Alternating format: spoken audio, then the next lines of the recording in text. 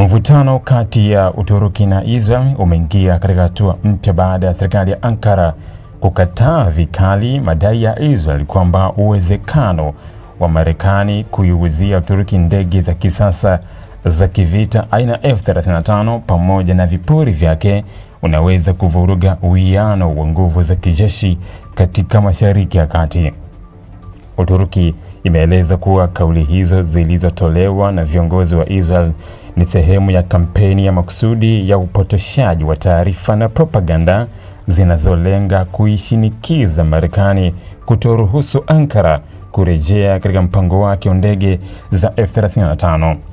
Kwa mujibu wa Wizara ya Mambo ya Nje ya Uturuki, madai hayo hayana msingi wa ukweli na yameibuka wakati maalum kuelekea mkutano muhimu wa viongozi wa NATO, jambo ambalo linaonyesha kuwa yaliratibiwa kwa malengo ya kisiasa.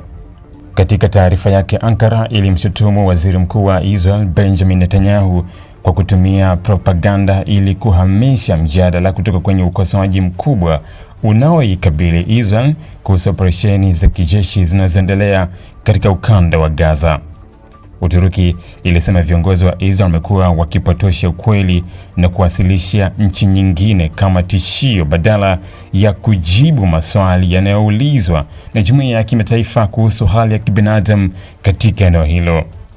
Kauli hiyo ya Uturuki ilitolewa kufuatia matamshi ya Israel kwamba kurejeshwa kwa Uturuki katika mpango wa F-35 kunaweza kubadili mizani ya kijeshi katika Mashariki ya Kati na kuibua changamoto mpya za kiusalama.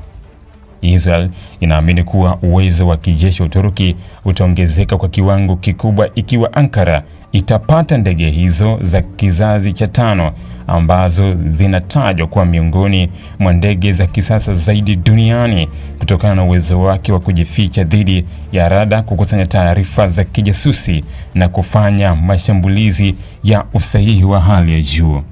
Mjadala huu unafanyika wakati Marekani ikiendelea kutathmini uwezekano wa kuboresha uhusiano wake wa kijeshi na Uturuki.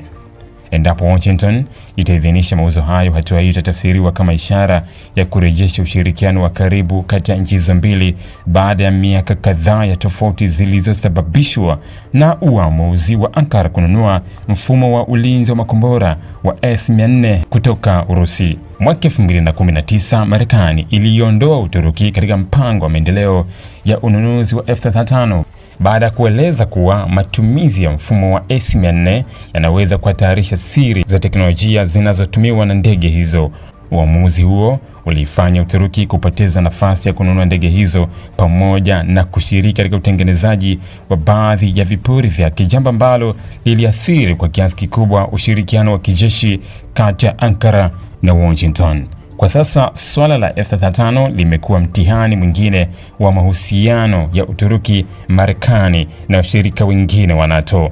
Rais wa Uturuki Recep Tayyip Erdogan ameendelea kusisitiza kuwa nchi yake ina haki ya kuimarisha uwezo wake wa kujilinda kama mwanachama wa NATO, huku akitaka washirika wake kuitendea Ankara kwa usawa katika masuala ya ulinzi na usalama. Kutokana na hali hiyo, mjadala kuhusu ndege za kivita za F-35 umegeuka kutoka kuwa swala la biashara ya silaha pekee na kuwa sehemu ya ushindani mpana wa kisiasa, kidiplomasia na kiusalama unaohusisha Marekani, Uturuki, Israel na washirika wengine wa NATO, huku uamuzi wa mwisho wa Washington ukisubiriwa kwa hamu na mataifa mengi yanayofuatilia mwelekeo wa usalama katika Mashariki ya Kati na eneo la bahari ya Mediterania. Ili kuwa mwanafamilia bora wa Global TV, usisahau kusubscribe, like, kushare na kucomment. Baada ya kusubscribe, bonyeza alama ya kengele ili kupata taarifa kwa kila video inayopanda Global TV Online.